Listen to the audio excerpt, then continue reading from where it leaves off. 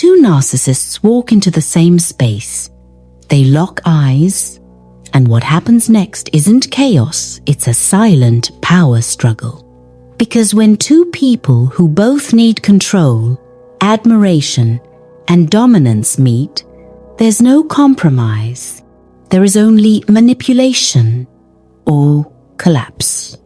And in this video, I'll show you exactly how this dynamic unfolds and why it almost always ends the same way.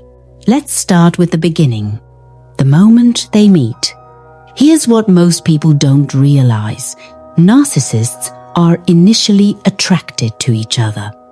And it makes perfect sense when you understand what narcissists are looking for. A narcissist sees another narcissist, and they see someone confident, charismatic, successful, someone who commands attention, someone who reflects the image they have of themselves. It's like looking in a mirror that tells them they're special. In those first interactions, there's mutual admiration. They complement each other. They appreciate each other's charm. They might even team up, feeding off each other's energy, dominating social situations together. But here's the problem that's already forming beneath the surface. Narcissists don't just want admiration. They need to be the most admired person in any room. And right now, there's competition. At first, this competition stays hidden. They're both smart enough to recognize that open conflict this early would make them look bad. So instead, they play it subtle. But the power struggle has already begun. Watch what happens during a group conversation. The first narcissist tells a story. It's entertaining. People laugh. Attention is on them. Then the second narcissist jumps in. Not with just any story, with a better one, more dramatic, more impressive. It's designed to reclaim the attention. And now the first narcissist has a choice. Let it go or escalate. They never let it go, so they escalate. They one-up the story. They subtly undermine the other person's credibility. They redirect the attention back to themselves. And just like that, what looked like a friendly conversation becomes a battlefield. This is where it gets interesting, because neither of them can back down. Their entire sense of self is built on being superior. So when someone threatens that superiority, they can't walk away. They have to win. But here's the question everyone watching this dynamic wants answered. Who actually wins? When two narcissists go to war, here's what happens next. The tactics get darker. At first, the competition is subtle. A better story. A small dig. But as the relationship continues romantic, professional, or familial, the gloves come off. Narcissists follow a very specific playbook when they feel threatened.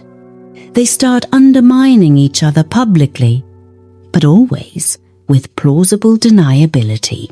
Backhanded compliments, concerned comments that are really insults, jokes that cut deep disguised as humor. One might say, in front of others, "Oh, you're so brave to try that. I could never be that confident about something I wasn't good at." It sounds supportive, but it's an attack. And the other narcissist hears it. They know exactly what just happened. So they respond with their own disguised strike, and the war escalates. Because this isn't occasional. It's constant. Every interaction becomes a competition. Every conversation becomes a test of dominance. And neither of them will ever concede. So they start recruiting.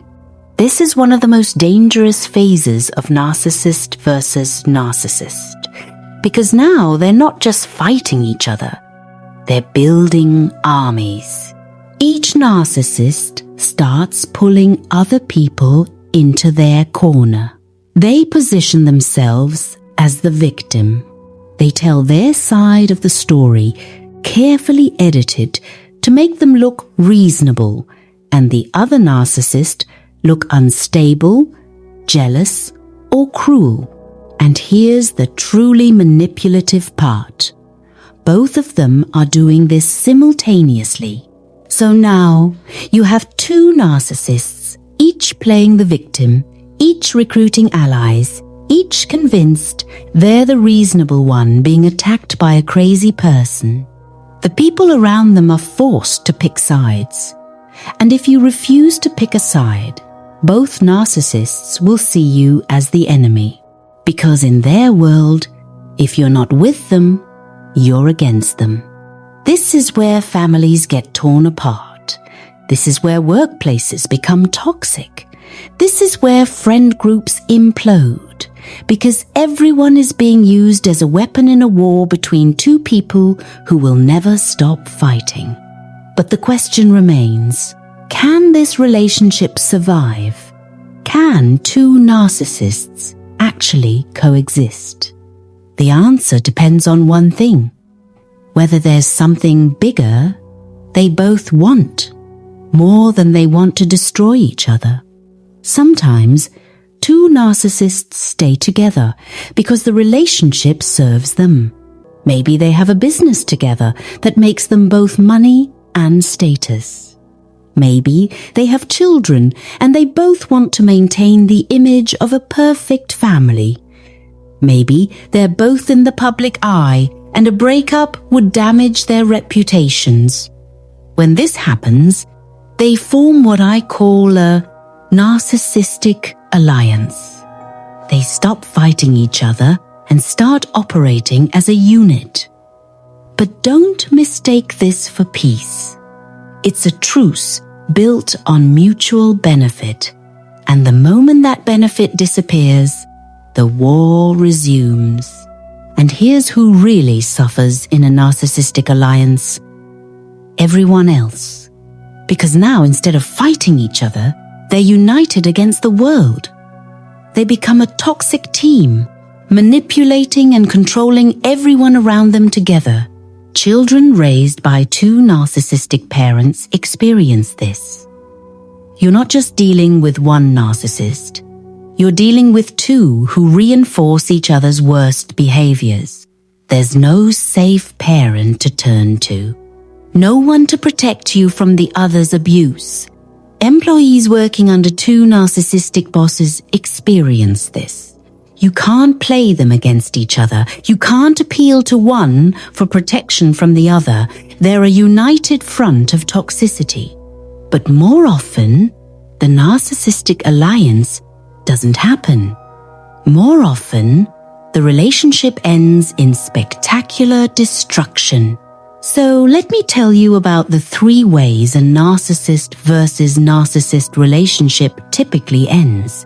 Ending number 1. Mutual destruction. They fight until they've both lost everything: their reputation, their relationships, their resources.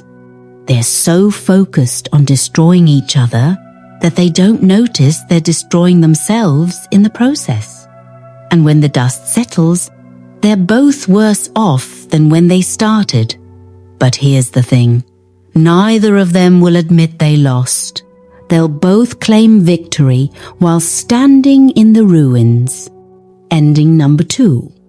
One narcissist discards the other first. Remember, narcissists can't handle losing.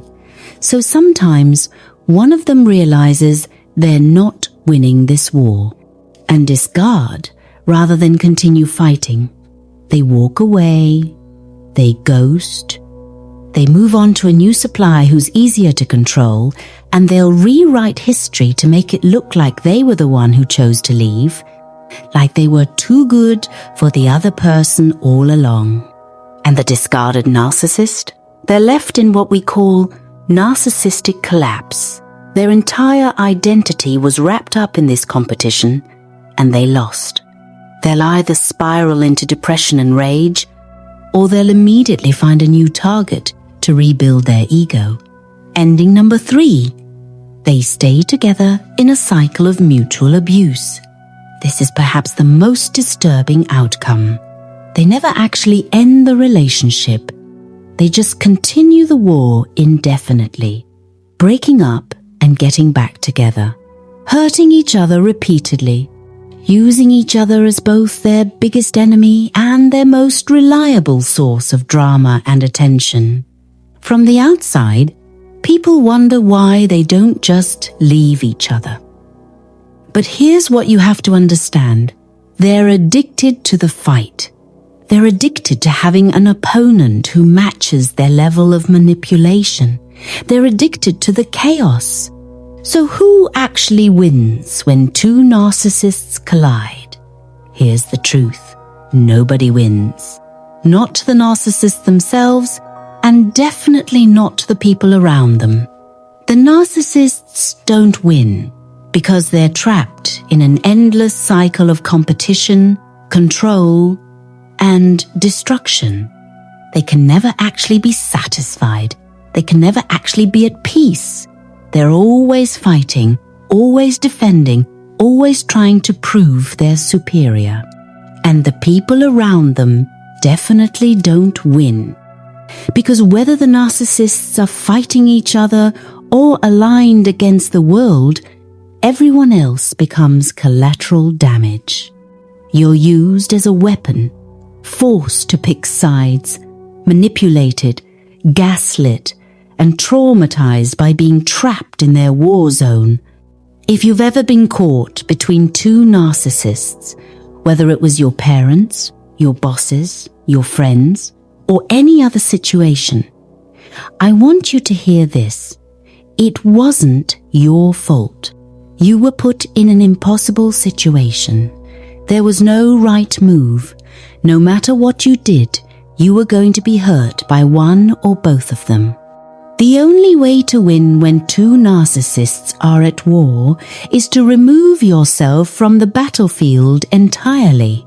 Set boundaries. Create distance. Refuse to be used as a weapon. Refuse to pick a side. Protect yourself first.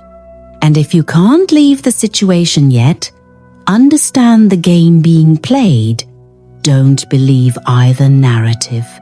Don't get pulled into either camp. See them both for what they are. Two people so consumed by their own egos that they'll destroy anything and anyone to feel superior.